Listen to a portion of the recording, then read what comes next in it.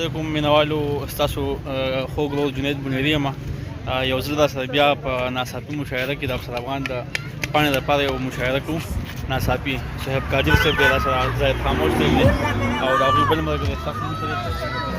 نجیب عثمان دی او زما خواږه ملګري دي نو د زاهد خاموش نه په توده کې څه واورو ستاسو اجازه دي. ټولو نه مخکې ټولو ملګرو ته سلامونه او نیکې هیلې احترامات. دغه څو شعره درته وایم چې حضرت خبره کې د وزن شته دی، حضرت خبره کې د وزن شته دی، حضرت خبره د بیخي روغه ده، غاړې وتلو ته حاجت نشته دی، خو بس صحیح ده که نجي روغه ده. نن خو څه بل رنګ کیفیت کې یم، نن خو څه بل رنګ کیفیت کې یم، نن چې زما و د دادي روغه ده. دغه څو شعره مو چې دومره غرور مه کړه په ځان د ناروا لورې، دومره غرور مه کړه په ځان د ناروا لورې، د ادم زوی یم رامخته د هوا لورې. د کلي هر سړی په تا پسې لیواله ګرځي، د کلي هر سړی په تا پسې لیواله ګرځي، خدای درله کوم ښایست درکړی د بلا لورې. د کلي هر سړی په تا پسې لیواله ګرځي، خدای درله کوم ښایست درکړی د بلا لورې. نور یم که بس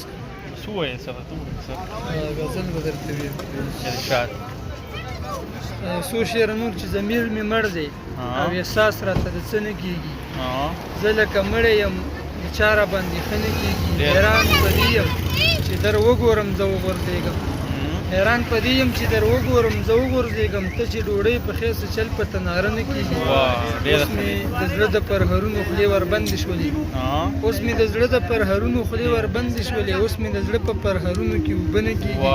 او خاموشه اوس د نه راتلو بهانې ډېرې کوي، خاموشه اوس د نه راتلو بهانې ډېرې کوي، داسې ښکارېږي لکه مینې ته زړه نه کېږي.